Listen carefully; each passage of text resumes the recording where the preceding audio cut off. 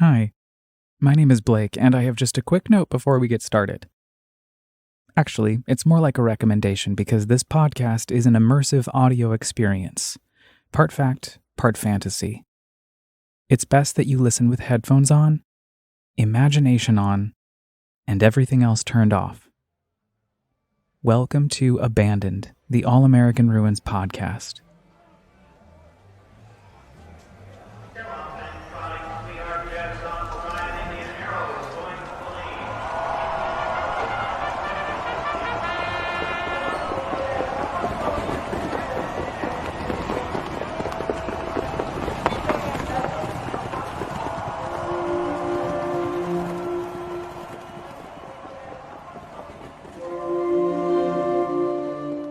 Season 2, Episode 2. Eric.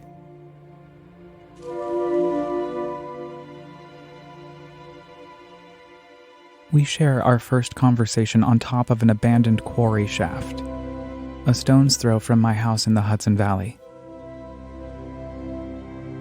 It's my private island, a crow's nest that is tough to reach without a hefty amount of gumption and willingness to distort the rules, which seems to be the modus operandi of most of my All-American Ruins expeditions. Eric practices witchcraft and navigates trauma steadily, gracefully, which I pick up on almost immediately. He is debonair, effervescent, and has a slightly nervous but handsome face.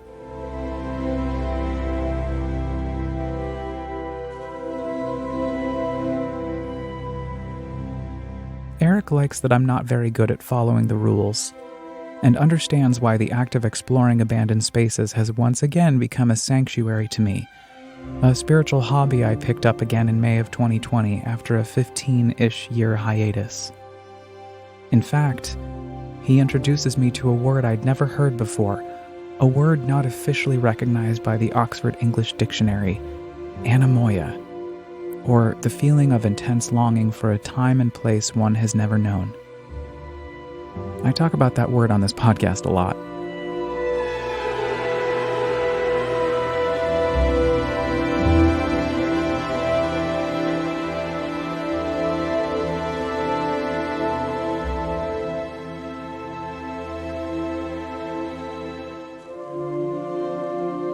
Eric is eager to join me on this day trip to the abandoned Great Barrington Fairgrounds in the Berkshires of Massachusetts, some 2-ish hours from my house.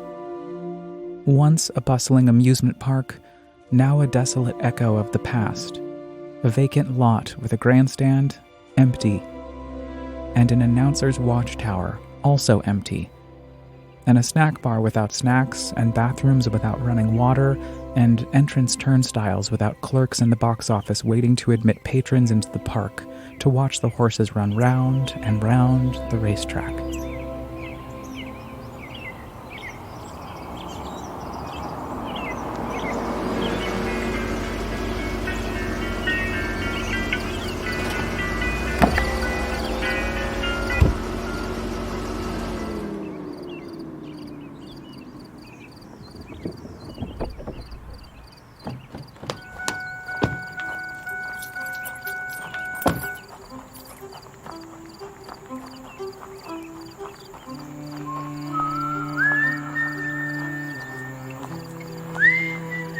We glide with ease past the entrance, the green paint against the white trim covered in cheap graffiti, a threshold that doesn't even try to keep us out.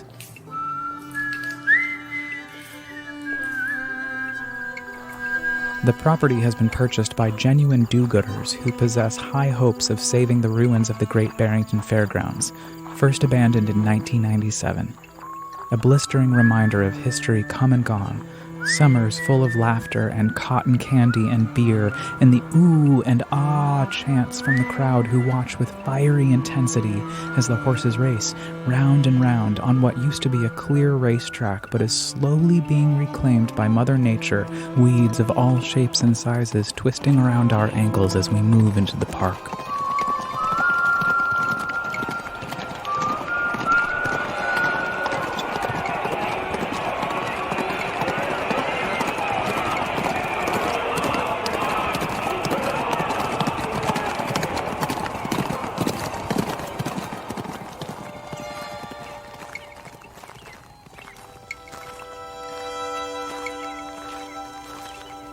We pass by a gate, adorned overhead by a sign carved into wood, Fair Ground. 2 separate words, past an empty field once jam-packed with carnival rides and hot dog vendors and games to try your luck and maybe, just maybe, win a giant stuffed bear or an oversized t-shirt.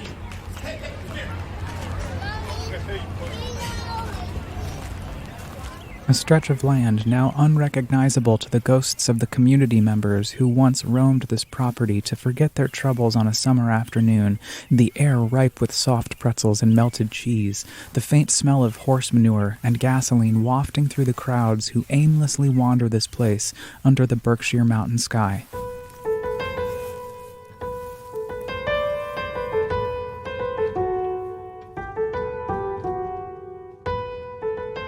In the distance, the grandstand and watchtower seem promising, and we meander towards them. Today is a day for equanimity, for spending time together, talking about the fate of the galaxy or what defines good art, or why God may or may not give a shit about us. God is not some man in the sky waving a finger at you, telling you to do good things. It's, there's like... We venture around the track, trotting along and admiring the grandstand to our left. A massive structure still ripe with the remnants of the hustle and bustle of a typical fairground day. I begin to see ghosts emerge from the shadows under the roof, dressed to the nines, a true early 1900s crowd in hats and lapels, in hoop skirts and handkerchiefs, cheering as my love and I, now horses in my imagination, happily approach the starting line.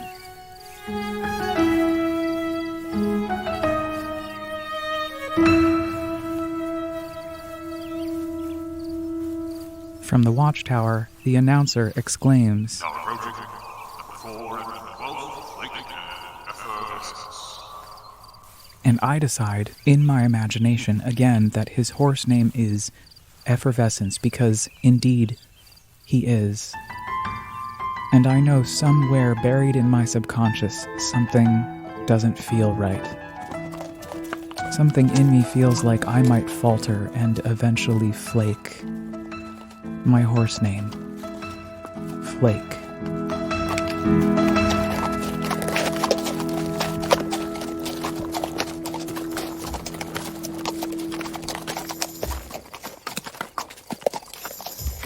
I turn my head and watch him parade down the track, so rich in spirit.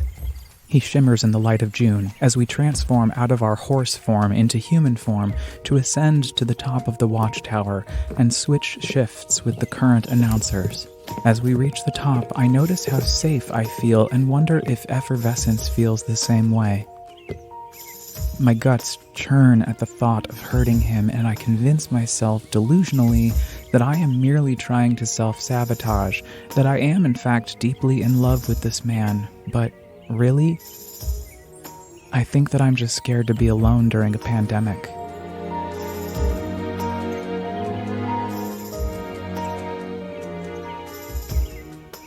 I already felt so isolated for the first 3 months, and Eric put a halt to that. Though I have a genuine kinship with this man, in love I am not.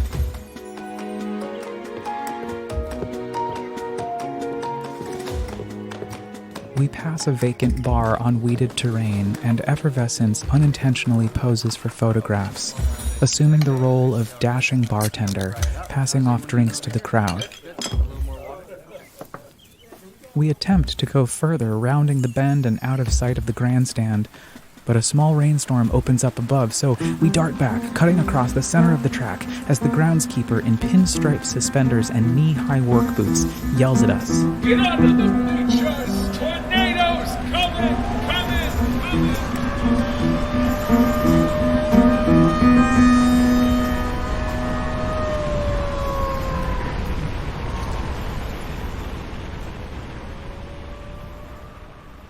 I learned later on that a tornado decimated the grandstand in 1995, with a rebuild in 1996, only to close forever in 1997.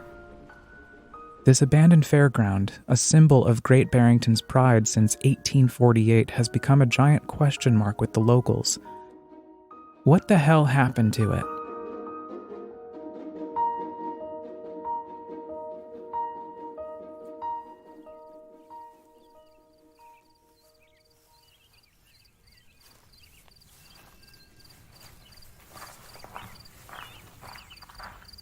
We duck underneath the grandstand and discover an entire world underneath. This way. Refreshment stands, bathrooms, and a tunnel that at one time crossed underneath the track to the other side. Every single ghost here seems happy, but they fade away as Eric and I take off our clothes, hold each other, and pose for photos.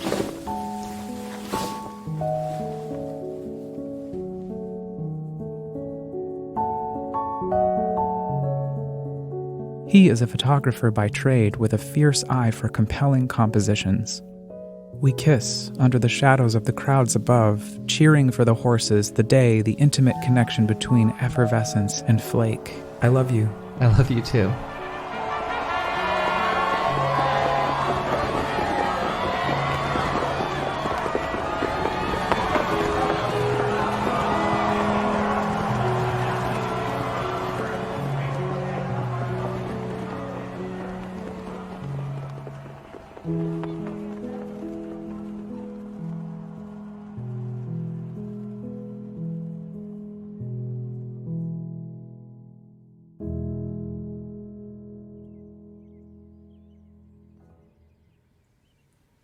Our bodies untangle and continue into the stomach of the grandstand where we discover an RV. Our eyes bug as we step inside. A message scribed on the wall indicates that vagabonds occupied this space at some point.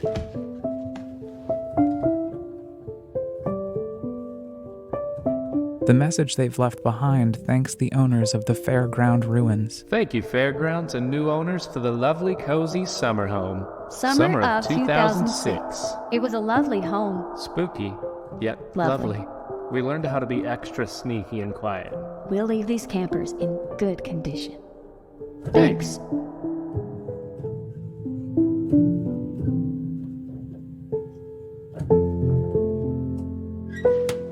Eric and I make our way to the back of the grandstand. He's tall enough to shimmy up broken sets of stairs flawlessly and enters and disappears.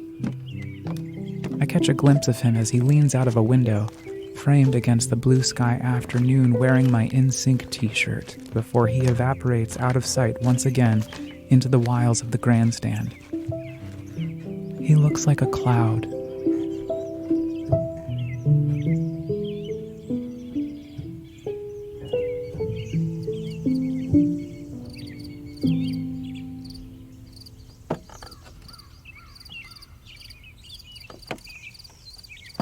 I eventually find another staircase up, and he shows me things he's discovered.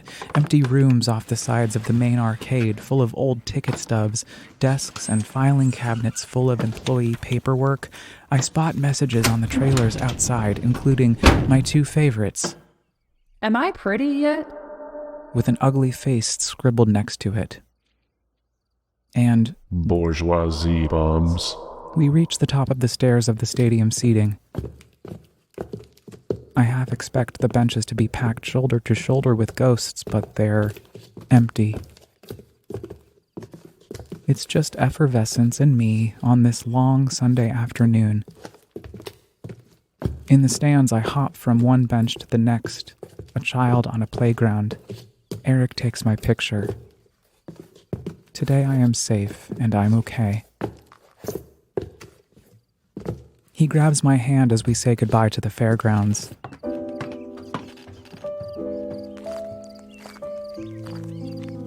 I look left upon exiting and see a giant heart spray painted on an empty sign. It's perfect as this imperfect moment of confused happiness could be. I guess we'll see what happens, I think, as we exit. The roaring sounds of the crowds and the galloping horses fading out into the golden hour.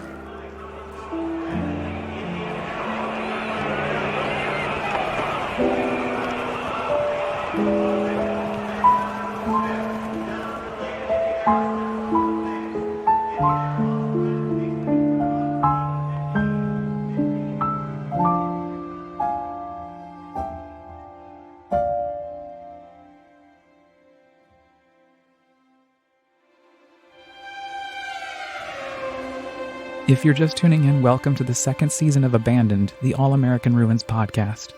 Join me every other week as I take you on an immersive sonic journey, recounting my expeditions of abandoned spaces across the United States, which I transform into fantastical audio experiences that allow you, dear listener, to dive into my imagination with me, or maybe inspire you to go out and use your own. Next time, we time travel back to 1979 while learning about boundaries in a friendship at an abandoned gas station in the California desert. If you don't want to miss it, then please subscribe on Apple Podcasts, Spotify, or wherever you get your podcasts. And don't mind if you do rate and review the show, because for whatever reason, it's good for the algorithm. Also, if you like to read or enjoy amateur photography, just know that each episode of this season is adapted from the original All American Ruins blog, where you can catch up on more of my adventures. Just visit allamericanruins.com or follow me on Instagram at All American Ruins. Abandoned, the All American Ruins podcast is hosted, written, edited, and produced by me, Blake File, with studio space courtesy of Radio Kingston, WKNY, AM 1490, FM 1079 in Kingston, New York. Special thanks to Ida Hakala, Jimmy Buff, and Manuel Blas for the mentorship and encouragement, to you, the listener, for taking time to explore these abandoned spaces with me, and to Eric, effervescent Eric, for being the loveliest man I ever met.